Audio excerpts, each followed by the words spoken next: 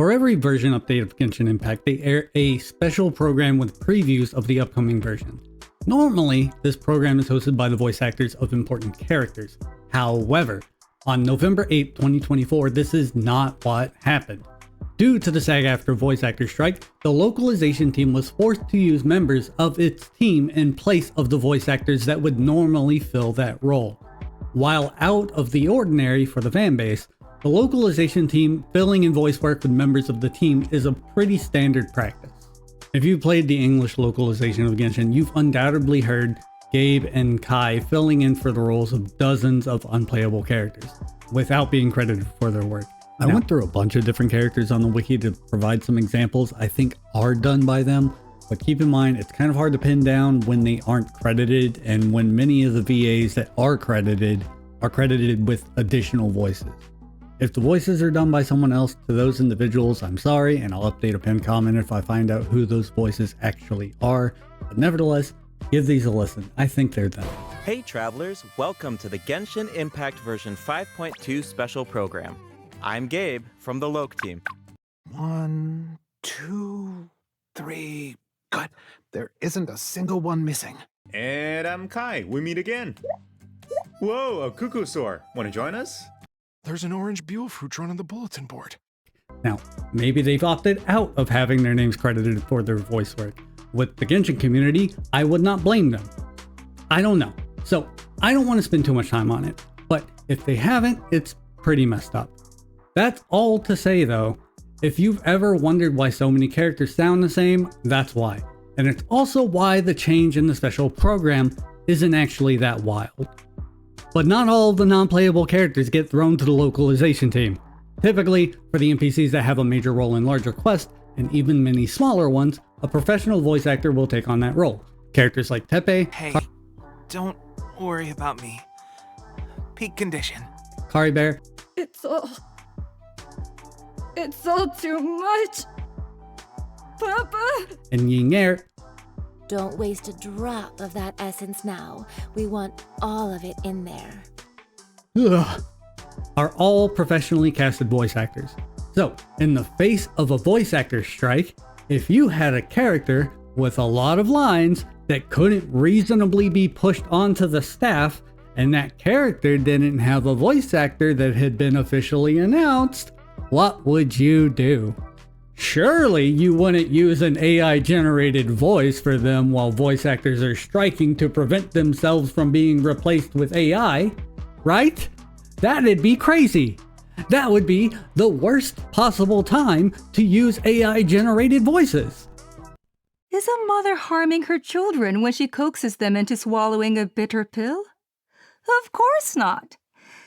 It is a brief moment of suffering for the greater good, and the child would come to understand this in due course.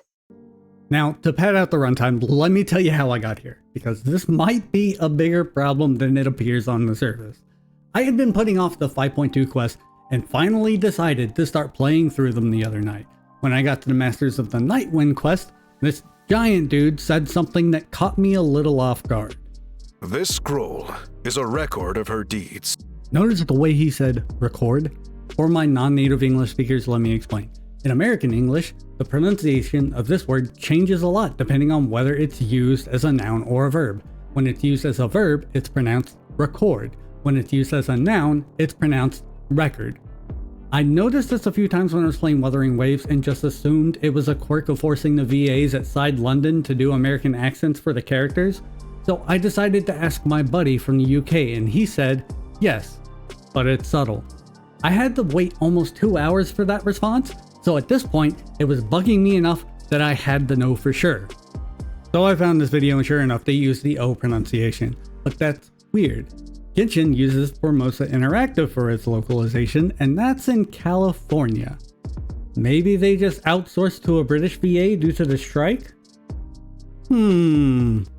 This character's not credited.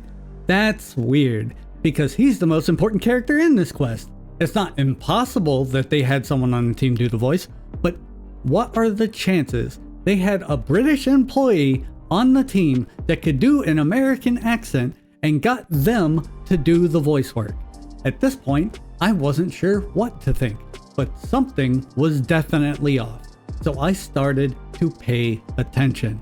I finished that quest and moved on to doing Chaska's story quest when I encountered this character, Allpa. I thought I should tell you myself. We're going to redo the flying trials. Do I even need to explain this? You can even hear the reverb from the text-to-speech generator. Now, if this isn't an AI generated voice, to the localization team member behind this, I'm sorry. That impression of an AI generated voice you did was incredible. I have no idea why the localization team would give you that direction, but you crushed it. Honestly, that impression's so spot on, your talents are being wasted. But there is one thing that's weird. You can clearly hear the breaths. Do you not know how far we have come, the dystopia we now live in?